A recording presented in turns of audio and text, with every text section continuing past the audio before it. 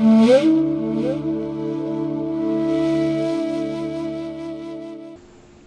श्री कृष्णा, राधे राधे। आप सभी भक्तों का हमारे चैनल हरि वचन में बहुत बहुत स्वागत है। जैसा कि आप जानते हैं कि मई का महीना चल रहा है और मई के महीने में बहुत ज़्यादा गर्मी पड़ती है और इस गर्मी से बचने के लिए हम तरह तरह के उपाय करते हैं। जैसे हमें गर्मी लगती है ऐसे ही भगवान को भी गर्मी लगती है। आपको सुनकर शायद हैरानी हो, जिन लोगों को इस बात का नहीं पता तो उनको बड़ी हैरानी होगी, लेकिन सच में भगवान को गर्मी लगती है। ऐसा भगवान ने अपने एक भक्त से कहा था, तो उसी की एक रोचक कथा है। और एक परंपरा है कि वैशाख मास में जो तृतीया तिथि को अक्षय तृतीया का त्यौहार मनाया जाता है। लेकिन क्या आपको पता है कि इस दिन जो है अक्षय तृतीया वाले दिन भगवान को चंदन का लेप लगाया जाता है और जिसे चंदन यात्रा के नाम से जाना जाता है। और ये चंदन यात्रा जो है पूरे 21 दिन तक चलती है। तो ये चंदन यात्रा क्यों शुरू हुई, कैसे शुरू हुई, इसके पीछे एक बहुत ही रोचक कहानी है, वही मैं आपको आज सुना रही हूँ। और भगवान ने अपने भक्त से ऐसा क्यों कहा कि मुझे बहुत ज़्यादा गर्मी लग रही है, वो इस कहानी के द्वारा मैं आपको बता रही हूँ। अक्षय तृतीया वाले दिन पूरे विश्व में भगवान कृष्ण की जितनी भी विग्रह हैं, जितनी भी मूर्तियाँ हैं, सभी को चंदन का लेप लगाया जाता है। और चंदन का लेप इसलिए लगाया जाता है कि भगवान को उससे शीतलता मिले, उससे गर्मी में भगवान को आराम मिले।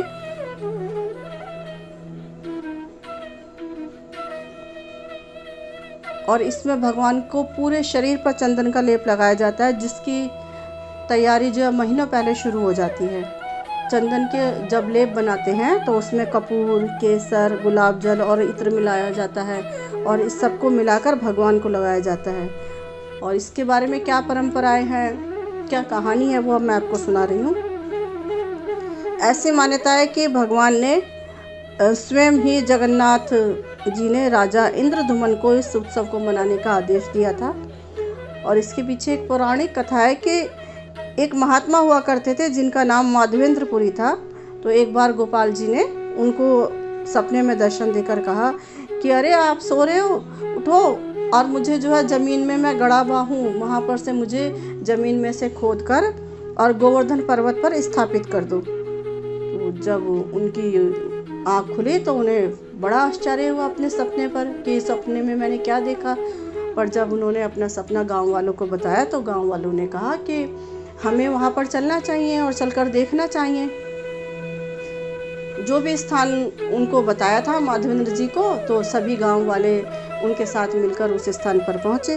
तो जब वो वहाँ जाते हैं और उस स्थान को खोदते हैं तो क्या देखते हैं कि वहाँ पर से एक अर्च विग्रह जो है निकला है। तो उस अर्च विग्रह को उन्होंने गोवर्धन पर्वत पर स्थापित कर दिया।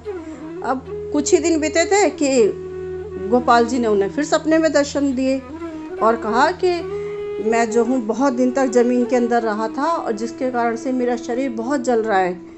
अब तुम उठो और सुबह उठकर मेरे लिए जगन्नाथपुरी से जो है चंदन लाके पूरे शरीर पर मेरे चंदन का लेप करो, जिससे मेरे शरीर का कुछ ताप कम हो। भगवान की आज्ञा थी, तो भगवान की आज्ञा तो भगवान सपने में भी आज्ञा देते, उसे टाला नहीं जा सकता। अब वो भगवान की आज्ञा थी, उसको कैसे टालते। तो इसलिए जो है वो सुबह ही पैदल वहाँ से चल दिए। अब पैदल की यात्रा जगन्नाथ जी की तो बहुत दूर की थी उनके गांव से। तो वो पैदल चलते चलते बहुत दिन बाद जो है उड़ीसा और बंगाल की एक सीमा है, वहाँ पर एक गांव है रेमुन्ना, उस जगह पर वो पहुँचे। वहाँ पे गोपीनाथ जी का एक बहुत भव्य मंदिर था। अब उस मंदिर में जब वो रात को रुके तो क्या देखते हैं कि वहाँ पे भगवान जो गोपीनाथ जी हैं उनको खीर का भोग लगाया जा रहा है। तो वो सोचने लगे कि अगर मैं भी इस खीर को खा पाता तो मैं देखता इसका स्वाद कैसा है, और अगर ये खीर बहुत स्वाद बनी होती, कैसी बनी है मैं ये स्वाद से जानता, तो मैं अपने गोपाल जी को भी ऐसी ही खीर बना के खिलाता। अब ये बात सोचते सोचते वो रात को सो गए।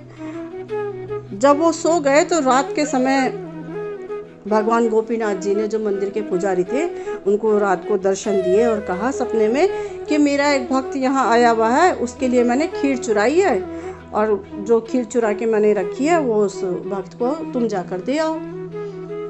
अब पुजारी जी जो है हड़बड़ा कर उठे और उठकर जब मंदिर में के पट खोले तो उन्होंने देखा कि जो भगवान ने जो वस्त्र पहन रखे हैं, भगवान के विग्रह के वस्त्रों के पीछे एक मटकी रखी हुई है और उस मटकी में खीर है।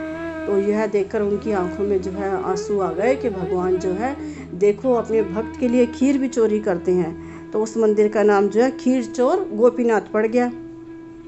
पुजारी जी रात में ही भागे भागे माधवेंद्र जी के पास पहुँचे और उन्हें खीर देते हुए बोले कि भगवान ने आपके लिए खीर चुरा के रखी थी, देखो भगवान अपने भक्तों के लिए क्या क्या करते हैं। यह बात सुनकर माधवेंद्र नाथ जी की आंखों में भी आंसू आ गए और उन्होंने भगवान को धन्यवाद दिया कि भगवान आपने मुझ पर ये विशेष कृपा करी, इसके लिए आपका बहुत बहुत धन्यवाद। माधवेंद्र जी ने फिर पुजारी जी को बताया कि मैं यहाँ पर भगवान के लिए चंदन लेने के लिए आया हूँ। पुजारी जी ने उनकी बात सुनकर उन्हें वहाँ के जो महाराज थे उनसे मिलवा दिया। महाराज ने अपने क्षेत्र से 1 मन यानी कि 40 किलो जो है विशेष चंदन की लकड़ी उनको माधवेंद्र जी को दिलवा दी। जब माधवेंद्र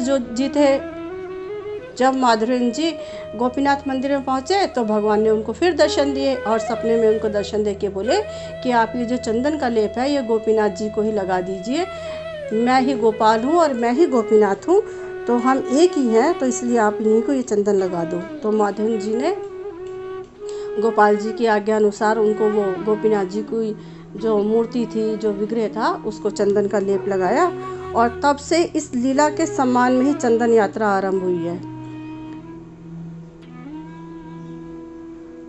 अगर आपने भी अभी तक अपने लड्डू गोपाल को चंदन नहीं लगाया है तो जल्दी से अपने लड्डू गोपाल को चंदन लगाइए और आज से 21 दिन तक उनको चंदन का लेप कीजिए।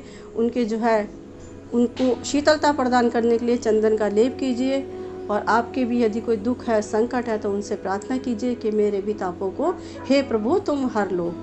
आपको ये कहानी कैसी लगी, आपको ये जानकारी कैसी लगी? अगर आपको अच्छी लगी हो तो शेयर करें, कमेंट करें, लाइक करें। जय श्री कृष्णा, राधे राधे।